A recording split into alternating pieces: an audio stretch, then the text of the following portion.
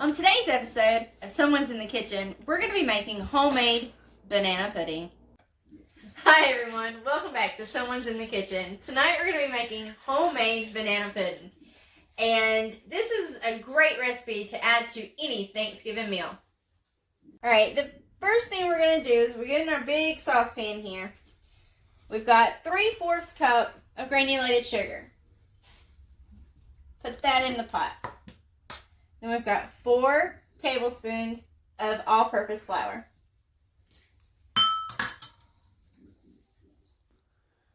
Calls for a pinch of salt, so I'm taking about 1/4 of a teaspoon. It's just little. And once those ingredients are in your pot, you're going to whisk it around, mixing it, combining your flour, sugar, and salt. And we do not have the heat on at this point.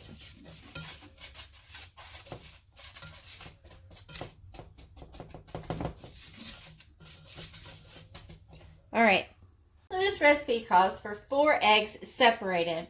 You're going to use your egg whites for a meringue at the end. We do not do that. Family is not a fan, but I will include the recipe for the meringue in the description.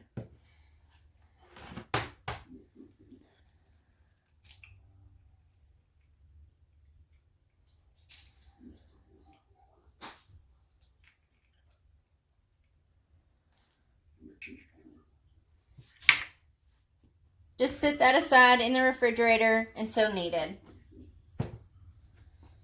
Now we come back over here to our pot. It does 1 whole egg and 4 egg yolks.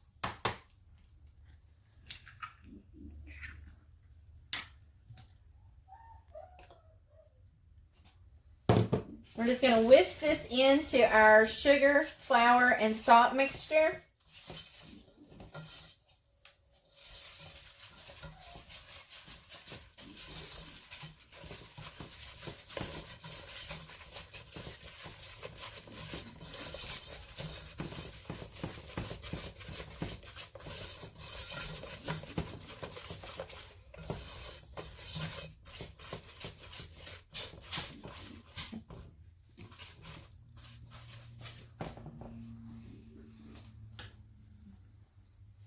Alright, now that you're at this point, we're going to turn the temperature on the oven or to the stovetop to a medium-low temperature. Remember, you're making a pudding here, so you want to go low and slow so you don't burn anything and it doesn't get chunky. To our egg and sugar mixture, we're adding 3 cups of whole milk.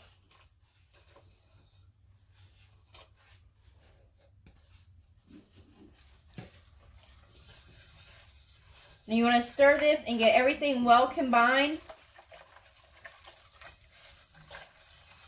Now you're going to keep this in this pot on that medium to low temperature for 15 to 20 minutes, stirring constantly. Don't be tempted to turn up the heat to make it go any faster. Low and slow is the name of the game.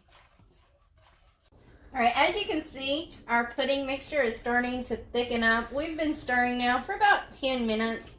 When it starts to thicken, it will move quickly. So make sure not to quit stirring. This is the point where things start to scorch on the bottom of your pan.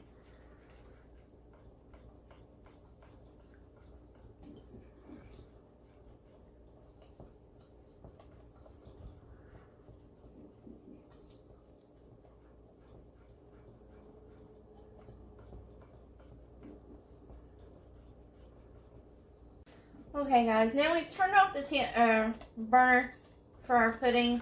We're going to continue to stir a little bit. At this point is when you're going to add 1 tablespoon or teaspoon, of vanilla extract.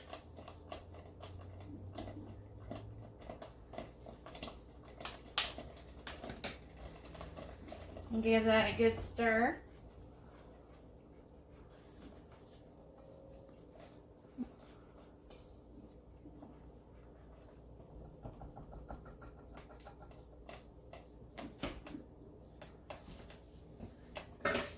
We're ready to take our pudding and put it over on our bananas and our wafers. We've already prepared, and we've put a layer of vanilla wafers and a layer of bananas. You want about 4 to 5 bananas sliced. I used 4, and it looks like it's going to be plenty.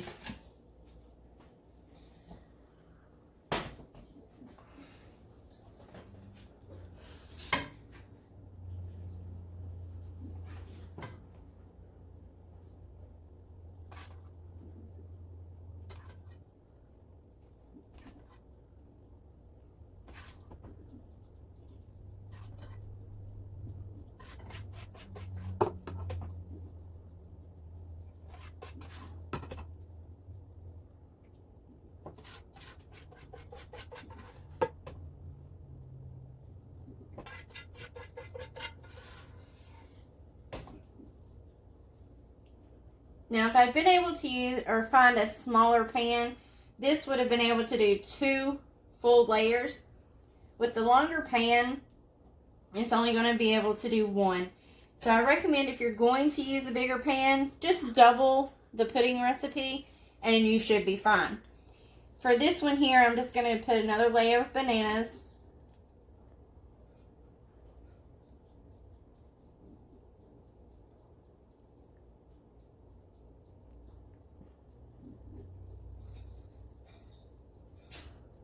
Be careful, because that pudding is still hot. It just came off the stove. Remember that.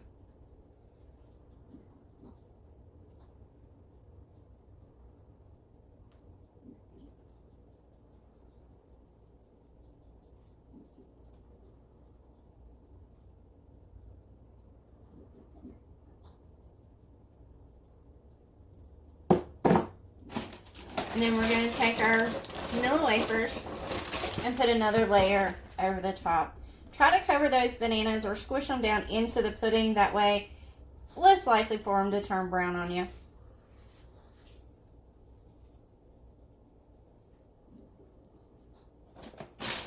And there you have it. There's our homemade banana pudding. If you like this recipe, make sure to like, share, and subscribe. Hit the bell so you can get notifications every time we upload a new video.